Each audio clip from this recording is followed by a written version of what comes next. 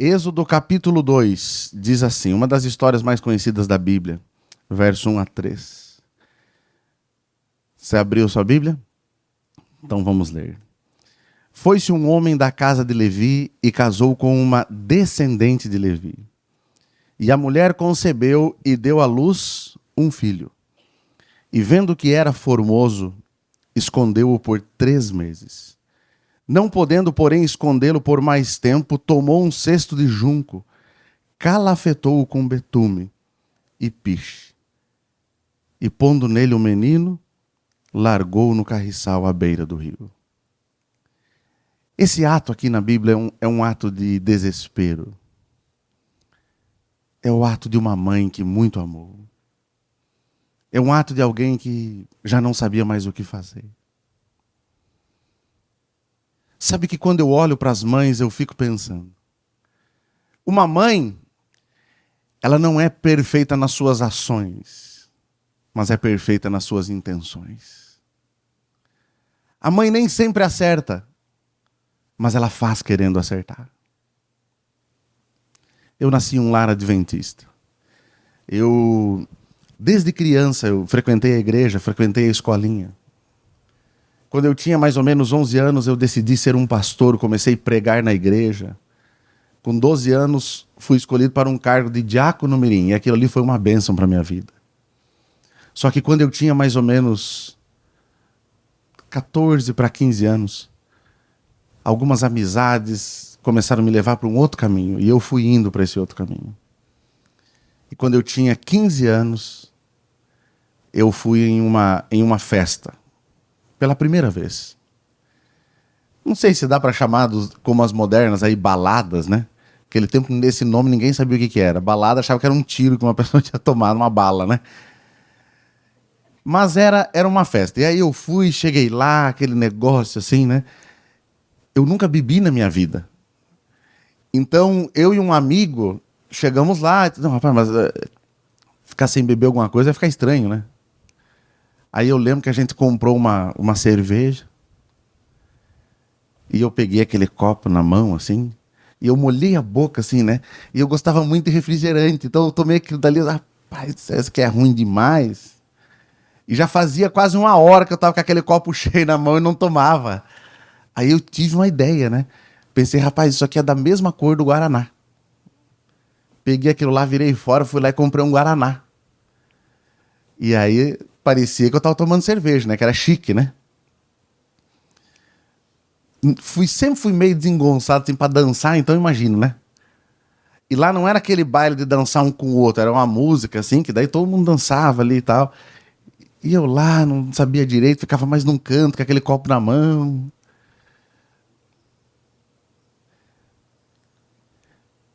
Não sei o que eu fiquei fazendo lá, mas eu fui embora, cheguei em casa às 5 horas da manhã. Quando eu cheguei, eu estava com a chave da casa. Eu tirei aquela chave do bolso, né? Até estou com uma chave aqui agora, chave assim. Tirei aquela chave do bolso e eu abri a porta da sala. Quando eu abri, 5 horas da manhã, eu olho uma cena. Uma mulher ajoelhada no sofá da sala, com a cabeça no sofá. E quando ela viu o barulho da porta, ela se levantou. Era minha mãe. Eu entrei assim com aquela cara de que não sabe o que está fazendo. Ela se levantou e disse assim: eu estava orando por você, meu filho. Eu não criei você para ir para o mundo. Eu não criei você para viver uma vida assim. Eu criei você para ser um servo de Deus. Foi a última vez que eu fui. Foi a primeira e a última. A oração da minha mãe mudou a minha vida. Sabe que quando eu olho para a história de Moisés, eu fico pensando, o que Joquebede quis fazer aqui? O rio do Nilo era um rio com jacarés, crocodilos enormes. Uma coisa terrível. E ela coloca aquele menino dentro de um cestinho. E talvez você pense assim, pastor, mas aí no cestinho o jacaré, o crocodilo não ia saber o que era. Sim, mas só que tem um detalhe. O menino ia chorar, a criança chora. E o crocodilo, pelo choro, iria ir até aquele cesto. E sabe que eu costumo dizer uma coisa, amigos? É fácil a gente contar uma história quando a gente já sabe o final. É fácil olhar para Sadraque, Mesaque e Abidnego e dizer, olha só, né? Mas e antes deles saberem que iam ser livres da fornalha? É fácil olhar para Daniel, que foi salvo na cova dos leões, mas e quando ele estava na boca da cova dos leões para ser jogado? O que estava na cabeça dele? A confiança que ele tinha em Deus. E é fácil a gente olhar para essa história depois de ver que o crocodilo não devorou aquela criança, não estraçalhou aquela criança. Mas e antes, quando essa mãe colocou aquele filho lá? Talvez dizendo assim, Senhor, eu sei que os soldados vão chegar e vão matar ele a qualquer momento, eu não tenho mais como esconder. Então agora, Senhor, eu entrego para ti. Eu entrego para ti. Olha o que essa mãe fez. O rio do Nilo era um lugar sagrado para os egípcios, era um lugar de oferenda para os egípcios, só que não para os hebreus. Aquela mulher não estava entregando a vida do seu filho ao rio, mas ela estava entregando a vida do seu filho ao Deus de Israel. E quando eu olho para essa mãe, eu fico pensando, Deus não desamparou essa mãe. Talvez eu estou falando para alguém que não entende algumas ações da sua mãe. Quem sabe eu estou falando para alguém que está sentado aqui, ou que está me assistindo, que não teve uma mãe. Mas escute o que eu vou te dizer agora.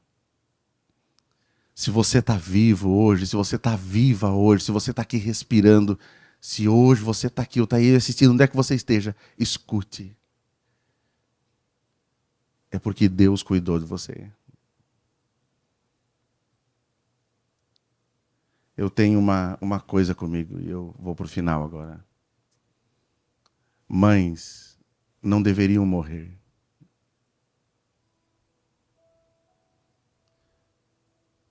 Foi até estranho para mim quando me convidaram para falar hoje.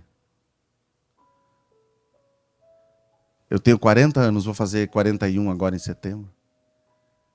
E é a primeira vez que eu não tenho uma mãe no Dia das Mães. Mães não deveriam morrer. O ano passado foi o ano mais duro da minha vida. Algumas vezes eu fui até o Rio Grande do Sul para atender, ajudar a minha mãe, que no mês de março do ano passado foi diagnosticada com um tumor no cérebro, que fez uma cirurgia e depois o tratamento causou nela uma demência. Deus sabe de todas as coisas. Mas às vezes é difícil entendermos os capítulos de Deus para a nossa vida. Às vezes não entendemos por que algumas coisas acontecem conosco, com a nossa família. E eu vou te dizer uma coisa. Eu sou um pastor, eu acredito em Deus. Mas por muitas madrugadas no ano passado, eu briguei com Deus.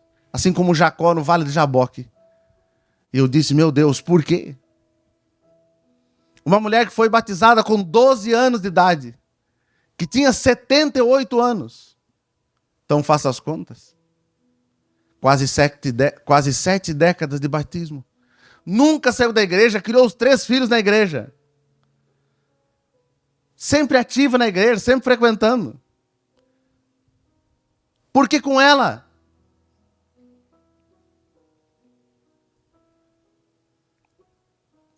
Mas no ano passado, quando eu fui no início de dezembro para o Rio Grande do Sul e fiquei 4 dias no hospital, Deus me deu uma resposta.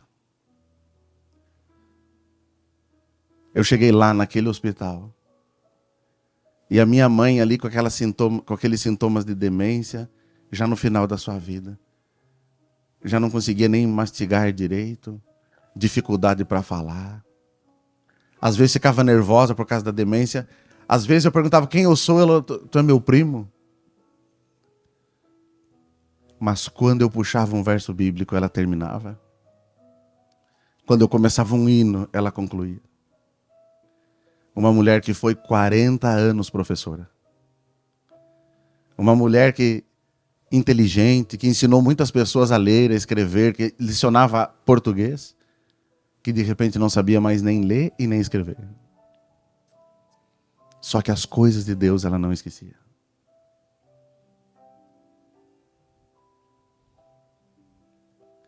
Um dia eu ali, e eu fui dar comida para ela, e antes de dar comida eu disse, mãe, nós vamos orar. Ela parou, me olhou, fechou os olhos e começou, Pai nosso que está no céu, santificado seja o teu nome.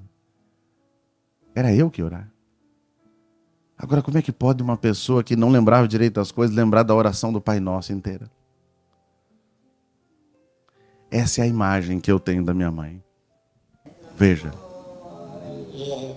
foi naqueles dias do início de dezembro do ano passado. No seu braço descansar, quero ter Jesus comigo, só com Ele posso andar. Como é que ela não esqueceu desse hino? Deus falou para mim assim naqueles dias, Jefferson, você está me questionando? Você está me perguntando? Ela está em paz. O problema não é ela. O problema é você. Sabe por que o problema não é ela? Porque quem crê em Jesus, ainda que morra, viverá. Deus estava me dizendo, nós não estamos falando de vida aqui nessa terra, nós estamos falando de vida eterna.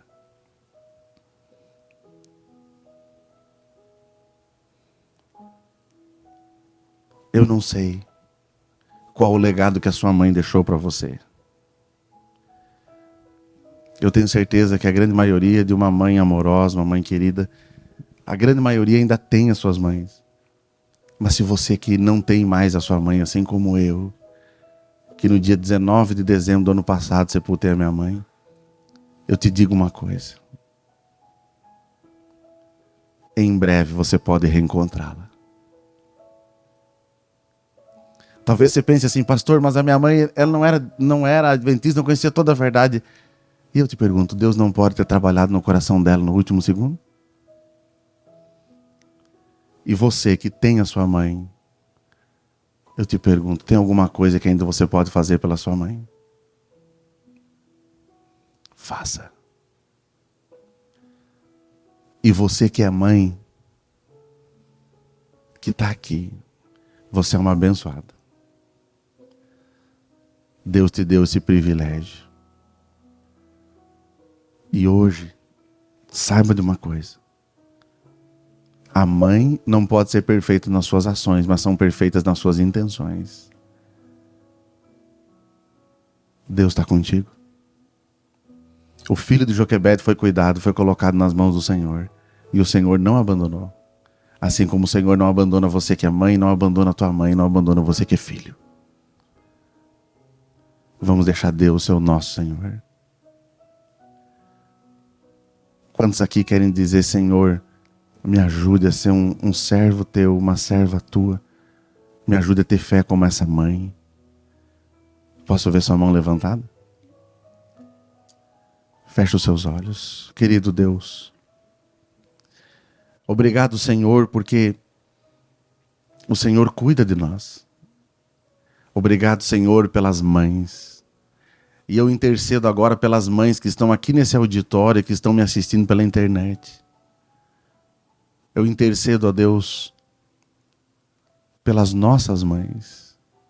Eu sei que a minha já descansa no pó da terra, como a de alguns que estão me vendo também. Mas a maioria tem ainda sua mãe. Que todos tenham a sabedoria de corresponder ao amor da mãe, de tratar bem a mãe, de fazer a tua vontade. Nós oramos pedindo uma bênção especial por cada mãe que está aqui. Que o Senhor estenda a tua bênção e a tua graça. E se tem uma mãe que está aqui hoje, que está me assistindo, que está preocupada com o seu filho, que essa mãe possa ter a certeza de que o Senhor está ao lado dos filhos. Assim como estava do lado de Moisés, dentro daquele cestinho no rio do Nilo. Nós oramos no nome de Jesus. Amém.